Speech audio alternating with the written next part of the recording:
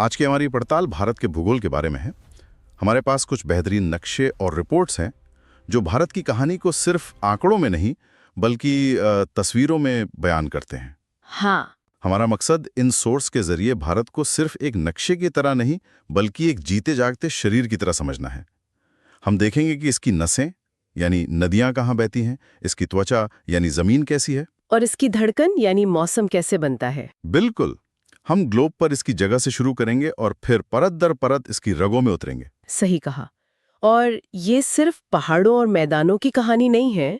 हम ये समझने की कोशिश करेंगे कि ये भौगोलिक हकीकतें, जैसे उत्तर में हिमालय का पहरा देना या तीन तरफ से समुद्र का होना, ये भारत के लोगों, उनकी संस्कृति और दुनिया के साथ उसके रिश्ते को कैसे तय करती हैं। तो चलिए इस भौगोलिक सफर पर निकलते हैं। जरूर। स्कूल में हम सब ने अक्षांश और देशांतर यानी लैटिट्यूड और लॉन्गिट्यूड के बारे में पढ़ा है, लेकिन अक्सर वो सिर्फ परीक्षा के नंबर बन के रह जाते हैं। सही बात है। चलिए आज समझते हैं कि भारत के लिए इन रेखाओं का असली मतलब क्या है। बहुत अच्छा सवाल है।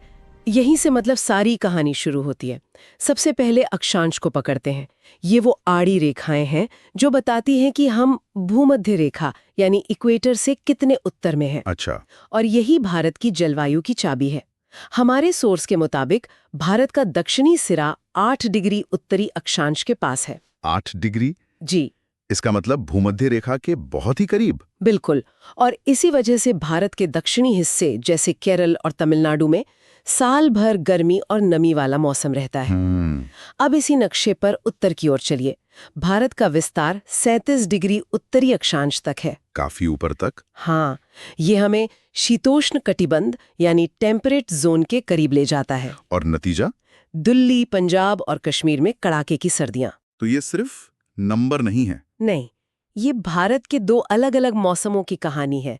एक सिरे पर नारियल के पेड़ तो दूसरे पर बर्फबारी। और देशांतर यानी पूर्व से पश्चिम का फैलाव, वो हमारी कहानी में क्या मोड़ लाता है? देशांतर समय की कहानी लिखता है। भारत का फैलाव लगभग 30 डिग्री देशांतर में है, 68 डिग्री पूर्व से लेकर 97 डिग्री पूर्व तक। 30 डिग्री? हाँ, इसे ऐसे समझिए कि हर 15 डिग्री पर समय में 1 घंटे का फर्क आ जाता है। इसका सीधा मतलब ये है कि जब अरुणाचल प्रदेश में सूरज उग रहा होता है, तब गुजरात के कच्छ में अभी भी रात का अंधेरा होता है। बिल्कुल। दोनों जगहों के स्थानीय समय में लगभग 2 घंटे का अंतर है। मतलब जब अरुणाचल प्रदेश में बच्चे स्कूल के लिए तैयार हो रहे होते हैं, तब गुजरात में शायद लोग सुबह की सैर के लिए निकलने की सोच रहे होते हैं। एक ही देश पर सूरज की घड़ी में इतना बड़ा फर्क। ठीक यही बात। और ये विशाल आकार ही भारत को दुनिया का 7वां सबसे बड़ा देश बनाता है, रूस, कनाडा, चीन जैसे देशों के बाद। और कुल क्षेत्रफल? लगभग 33 लाख वर्ग किलोमीटर, जो दुनिया की कुल जमीन का 2.4% है। आकार में ये विशालता ही है जो भारत को एक देश में कई दुनिया बनाती है। एक बात जो मुझे हमेशा हैरान करती है, वो है हमारे देश के सबसे दूर के कोने। हम नक्शे पर तो देखते हैं, लेकिन असल में सियाचिन में, इंदिरा कॉल पर या अरुणाचल के किबिथु में जीवन कैसा होगा, ये सोचना भी मुश्किल है। ये सच है। ये सिर्फ नक्शे पर लगे पिन नहीं है। सबसे उत्तरी बिंदु इंदिरा कॉल, वो सियाचिन ग्लेशियर पर है, दुनिया का सबसे ऊंचा युद्ध क्षेत्र। तो यहाँ भूगोल और रणनीति एक दूसरे से पूरी तरह गुंथे हुए हैं। बिल्कुल। और दक्षिण में हम सब कन्याकुमारी को जानते हैं। हाँ, कन्याकुमारी मुख्य भूमि का आखिरी सिरा है, लेकिन भारत की सीमा वहां खत्म नहीं होती। अच्छा? हाँ, अंडमान और निकोबार द्वीप समूह में हमारा सबसे दक्षिणी बिंदु है इंदिरा पॉइंट। दिलचस्प बात यह है कि 2004 की सुनामी में इसका एक बड़ा हिस्सा पानी में डूब गया था। अरे! हाँ, ये हमें याद दिलाता है कि भूगोल स्थिर नहीं है, ये लगातार बदलता रहता है। और पश्चिम से पूरब तक की दूरी गुजरात की सर क्रीक से लेकर अरुणाचल के किबिथु तक, ये दूरी लगभग 2933 किलोमीटर है, जबकि उत्तर से दक्षिण इंदिरा कॉल से कन्याकुमारी तक वो है 3214 किलोमीटर। तो उत्तर दक्षिण वाला गलियारा ज्यादा लंबा है। थोड़ा सा। और ये सिर्फ किलोमीटर के आंकड़े नहीं है, ये संस्कृतियों, भाषाओं, खान पान और मौसमों का एक लंबा गलियारा है। इसी विस्तार के बीच में एक बहुत ही खास रेखा गुजरती है, कर्क रेखा। सोर्स में एक नक्शा है जो दिखाता है कि ये भारत को लगभग 2 बराबर हिस्सों में काटती है। पर ये सिर्फ एक लाइन ही तो है, इसका असल में क्या असर पड़ता है? सोचिए, ये एक काल्पनिक रेखा है, लेकिन इसका असर कितना असली है।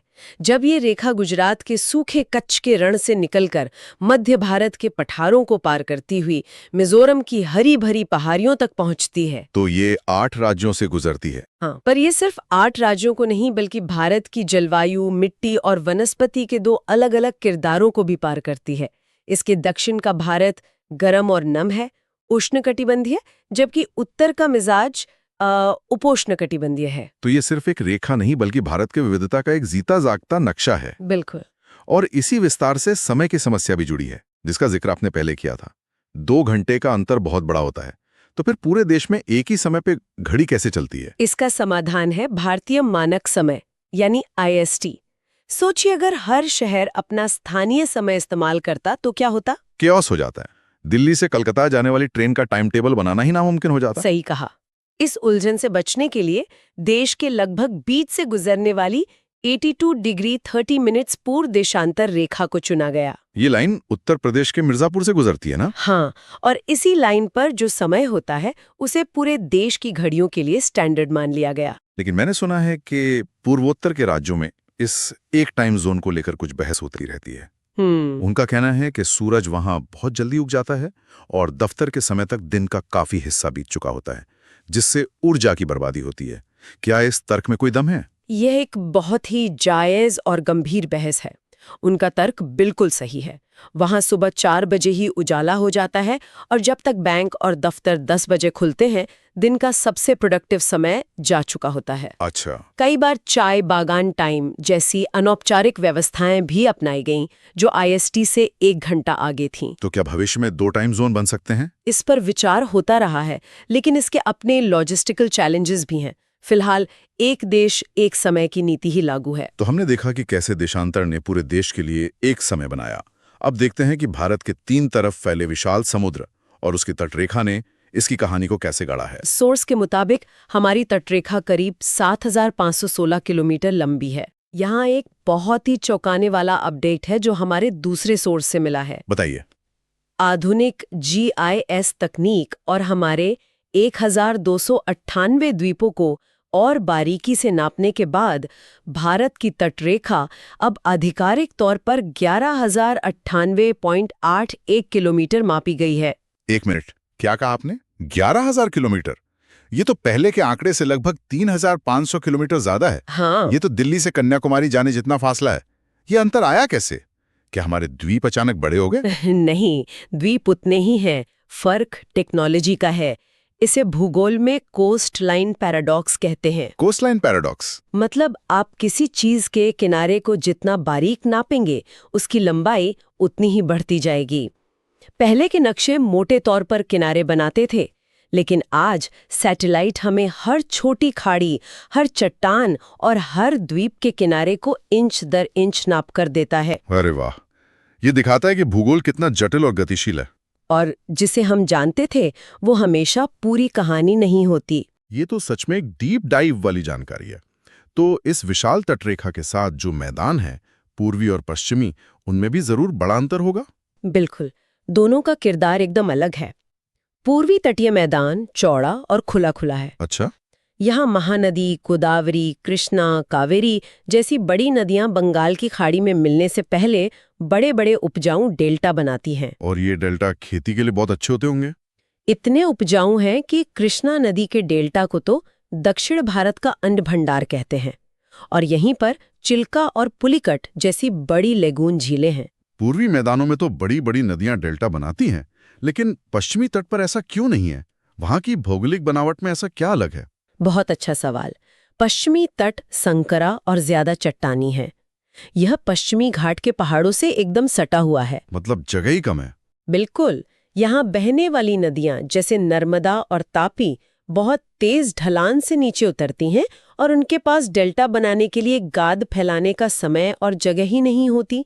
वे सीधे समुद्र में मिल जाती हैं। इसीलिए वहां डेल्टा नहीं बनते? हाँ, इसीलिए पश्चिमी तट की अपनी अलग खूबसूरती है, जैसे गोवा और कोंकण के सुंदर बीच और केरल के शांत बैकवाटर्स, जो असल में लगून ही हैं। सही कहा। हमारे सोर्स में एक बड़ा दिलचस्प सवाल उठाया गया है क्या भारत एक उष्णकटिबंधीय यानी ट्रॉपिकल देश है? जैसा कि हमने देखा, कर्क रेखा तो इसे 2 हिस्सों में बांटती है, तो फिर इसका सही जवाब क्या है? इसका जवाब सिर्फ भूगोल की रेखाओं में नहीं, बल्कि भारत की बनावट में छिपा है। और इसका असली हीरो है हिमालय। हिमालय? वो कैसे? सोचिए, हिमालय उत्तर में एक विशाल ऊंची दीवार की तरह खड़ा है। ये दीवार साइबेरिया और मध्य एशिया से आने वाली बर्फीली, सूखी हवाओं को भारत में घुसने से रोक लेती है। अच्छा। अगर ये दीवार ना होती तो दिल्ली और लखनऊ में शायद हमें हर साल बर्फ देखने को मिलती। मतलब हिमालय एक तरह से भारत का क्लाइमेट कंट्रोल सिस्टम है। बिल्कुल। इसी दीवार की वजह से कर्क रेखा के उत्तर में होने के बावजूद पूरे भारत का मिजाज गर्म और मानसूनी बना रहता है। और इसका कोई सांस्कृतिक पहलू भी है? हाँ, हमारी खेती, हमारे त्योहार, हमारा खान-पान, सब कुछ मानसून के चक्र से बंधा हुआ है। इसलिए इन भौतिक और सांस्कृतिक कारणों को मिलाकर देखें तो हाँ, भारत का दिल और आत्मा एक उष्णकटिबंधीय देश की ही है। चलिए, अब जमीन से जमीन को जोड़ने वाली सीमाओं पर आते हैं। भारत की जमीनी सीमा लगभग 15,106 किलोमीटर है और हम 7 देशों के साथ इसे साझा करते हैं। और ये सिर्फ लाइनें नहीं है, हर सीमा के साथ एक इतिहास, राजनीति और संस्कृति की एक मोटी किताब जुड़ी हुई है।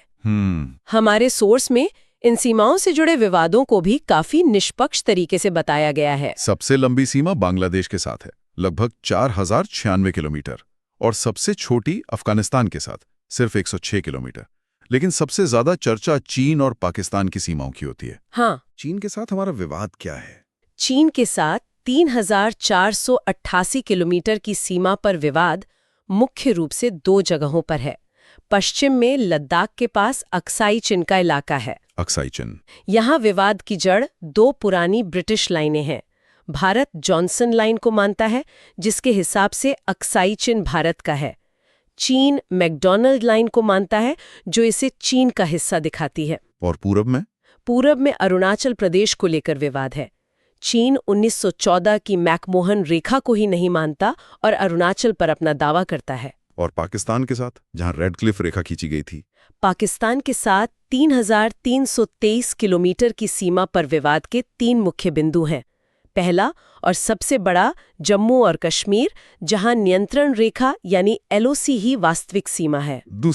दूसरा सियाचिन ग्लेशियर, जो 1984 से भारत के नियंत्रण में है। और तीसरा गुजरात का सर क्रीक इलाका, जो एक दलदली मुहाना है और जहां समुद्री सीमा को लेकर विवाद है। और हमारे बाकी पड़ोसी जैसे नेपाल, भूटान? नेपाल के साथ हमारे गहरे सांस्कृतिक संबंध हैं, लेकिन काला पानी और सुस्ता जैसे कुछ छोटे इलाकों में सीमा को लेकर मतभेद हैं। भूटान के साथ हमारी सीमा सबसे शांतिपूर्ण मानी जाती है। और म्यांमार? म्यांमार के साथ सीमा घने जंगलों और पहाड़ियों से होकर गुजरती है, जो इसे थोड़ा जटिल बनाती है। और दक्षिण में श्रीलंका हमसे पाक जल डमरू मध्य से अलग होता है, वो हमारी जमीनी सीमा का पड़ोसी नहीं है। तो आज हमने भारत की भौगोलिक तस्वीर को काफी गहराई से देखा।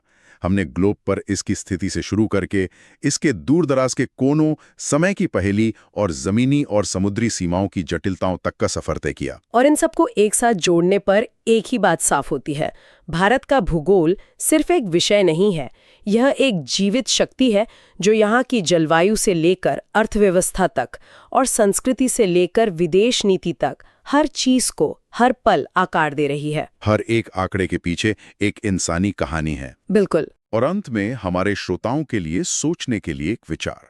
हमने देखा कि कैसे हजारों सालों से हिमालय एक रक्षक की तरह उत्तर से आने वाली ठंडी हवाओं को रोककर भारत की जलवायु की रक्षा करता आया है। और कैसे हमारी विशाल तटरेखा हमें दुनिया से जोड़ती हैं। सोचने वाली बात यह है कि जलवायु परिवर्तन और बदलते वैश्विक समीकरणों के इस नए दौर में भारत का यही प्राचीन भूगोल इसके भविष्य को कैसे परिभाषित करेगा? बहुत दिलचस्प सवाल है। क्या हिमालय हमेशा एक रक्षक बना रहेगा या पिघलते ग्लेशियर और बेमौसम बरसात एक नई चुनौती पेश करेंगे? और क्या हमारी लंबी तटरेखा, जो अब हम जानते हैं कि पहले से कहीं ज्यादा लंबी है, अवसरों का नया द्वार खोलेगी या नई सुरक्षा